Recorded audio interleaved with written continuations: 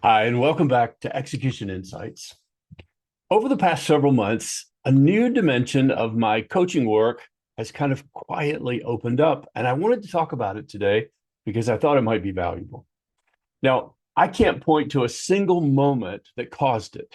Nothing dramatic happened. I didn't change my approach or my messaging or my marketing. And yet, it doesn't feel accidental.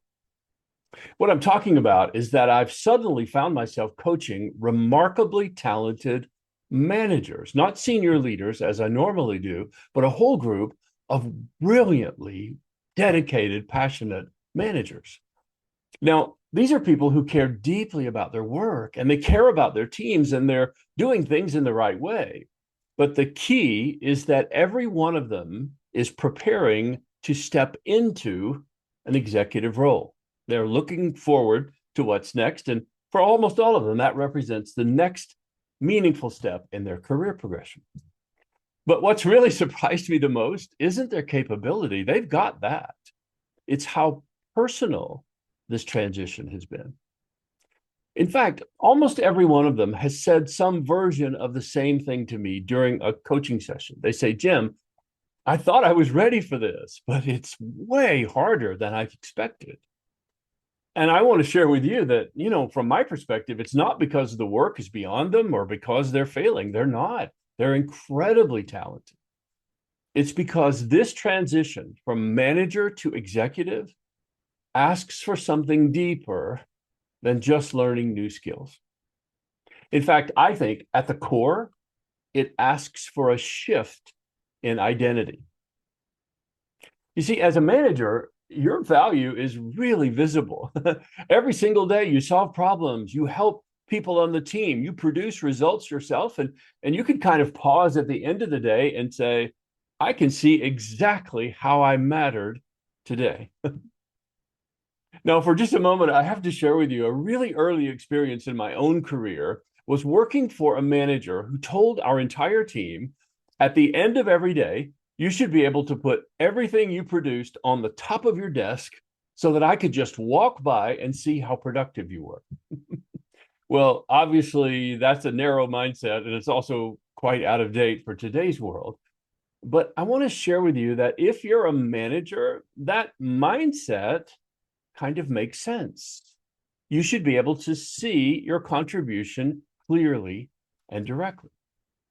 And I have to also say, even though I didn't like that manager's advice for a long time, it kind of shaped how I understood my own value. In other words, if I couldn't see it, I couldn't measure it, probably didn't matter. But as you move into the executive leadership role, something quietly but significant starts to change. Your impact becomes far harder to measure. And even though it's more impactful in the beginning, well, that can feel really unsettling, even lonely, questioning your existence or your value. But I want to share with you in this message today that those feelings, that restlessness, that doubt, even a quiet sense of emptiness, aren't signs that something's wrong. In fact, they are signals that are pointing to the fact that the way you once understood your value just no longer fits the role you're stepping into. And what matters most now as an executive is that you don't lose your way, that you don't lose heart, that you make this transition in a seamless and powerful way so that when you step into that executive role, you're ready for it. So to help you in this episode of Execution Insights, I want to share the 3 most impactful inner shifts that I've watched managers make as they step into an executive role. Now, let me be clear, every one of them did it slowly and carefully and with a great deal of courage. But it was, in my view, these 3 shifts that enabled them to kind of arrive safely in their new executive position. And I'm offering them to you today as questions that I hope can enable you to find your own deep answers. So the first shift is you have to refine your involvement so that it never limits the ability of others to grow. Will you let that sink in just for a minute? You and I have to adjust and calibrate our involvement so that it doesn't limit the ability of others to grow. And I think this is one of the hardest discernments that a leader ever faces. Because frankly, stepping back isn't natural. Stepping back, by the way, isn't about caring less. It's about carrying the work differently. Think about it like this. When you're a leader, you start to worry, if I step back, will the work be done as well as if I was involved? Or will it be done on time? Will it still reflect the kind of excellence that I'm helping drive toward every day? Well, these are honorable concerns, and they're one of the things we really have to pay attention to. And they come from genuine care. But at some point, if you want to step from manager to executive, you have to realize that you're holding now two commitments simultaneously, one that's familiar and one that's new. You're holding a commitment to today's excellence, but as an executive, you're also holding a commitment to grow tomorrow's team, a team that can be one day independent of you. And if you and I stay too close, then we may actually protect today's quality, but we are limiting tomorrow's capability by making sure that the team always, in one way or another, is kind of dependent on us. So this first shift isn't about letting go of standards, not at all. But it is about creating a team that will raise those standards higher without needing you and me to push them. And this only happens, my friends, when you intentionally release your direct control. Of course, to do it little by little and in the right way and with the right people, but keep doing it until you and I are no longer needed in the same way we were before. And by the way, if you don't think that's hard, that's a sign you haven't tried it yet, because it's incredibly difficult. Okay, that's shift number one. Shift number two of the three essential shifts from manager to executive is to rewire the way you measure and value your own contribution. Now, I'm not talking about how others value. I'm talking about how you and I value ourselves.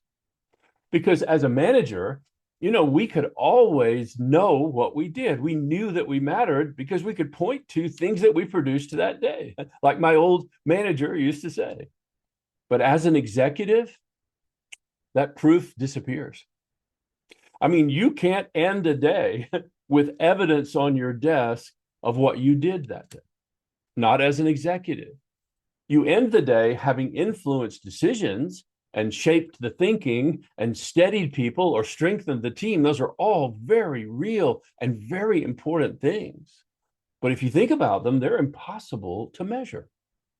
And when you can't measure your contribution, well, that can feel incredibly uncomfortable, especially when, as a manager, you were so used to doing it. You see, as an executive, every feedback loop is delayed because the payoff of what we do as executives doesn't show up right away. So until you make peace with this, you may fall into a trap that many leaders fall into of trying to still feel valuable by staying busy. You know what I mean? You add extra meetings. You insert yourself into the details just to be sure things are going well. You use your energy and force to create motion instead of letting a team take the initiative on their own, right? And by the way, this is not an emotional thing. This is not about being insecure. This is to say, as the team becomes more and more independent, it's about redefining how you and I matter. You see, that's the challenge on us, is to be able to come up with a new way of assessing our own contribution that allows us to feel that we are still a critical part of the team and the larger organization as a whole. So for shift number two, you have to remember this. Executives don't always feel productive in the moment. In fact, many of them would say very seldom in the moment. But they guide, they mentor, they support, they encourage, they do all the things that represent long-term investments. There's an old saying that I've always loved, probably because I'm an older guy, that says, a society grows great when people plant trees knowing they'll never sit in the shade. Well, that's a great metaphor for how you have to think as an executive. Because executive leadership, well, it asks you to do exactly that, to rewire the way you measure your own value and contribution from focusing on today's achievement to tomorrow's capability. Okay, one more critical shift in the transition from manager to executive. And by the way, this one may be the most important. You have to release the need to feel indispensable. And man, did I have to work on this one. In fact, as I said, I think this may be the hardest shift of all. And it is by far the most emotional. You know, for many years, leaders may have measured their worth by being needed. This is a painful truth. Will you let this sink in for a minute? You know, we make sure that we are central. We make sure that we're consulted. We make sure that we are, in a sense, indispensable. And even when we complain about being so busy, the big truth is that somewhere inside of us, there's also a kind of quiet pride in how much other people actually rely on us. Well, when you become a true executive, something strange happens. If you're doing executive leadership well, people actually need you less. That's right. Decisions are made without you, and problems are solved before they ever even reach your desk. And the whole organization moves, and you're no longer the visible engine that drives it forward. And when that happens, we forget what a great thing that really is, because it raises a very human fear. If I'm no longer needed in the same way, I say to myself, do I still matter? And I would submit to you that that's the scariest question of all.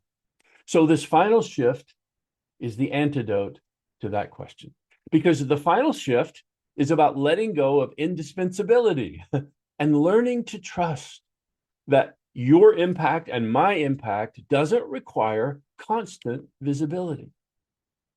You see, executives don't prove their worth by being needed. They honestly prove their work and their worth by what grows without them. So if this transition feels harder than you expected, I want to finish today by saying this really clearly and in the most encouraging way I know how. Nothing is wrong. You're simply in the middle of a big transition, a transition to become a different kind of leader. Because an executive is a leader whose impact is quieter and deeper, and frankly, far more enduring. Now, this is to take nothing away from managers, but simply to make the distinction. Because every manager I've watched make this shift has had to intentionally, almost like an act of will, let go of the version of themselves that made them successful, you know, the one that once defined their value, so that they could step fully into leading in a different way and ultimately becoming the executive they had hoped to be. So when you come to this transition moment, remember, it all comes down to your willingness to choose growth over control, to choose long-term impact over short-term visibility. And the big one, to choose trust over indispensability.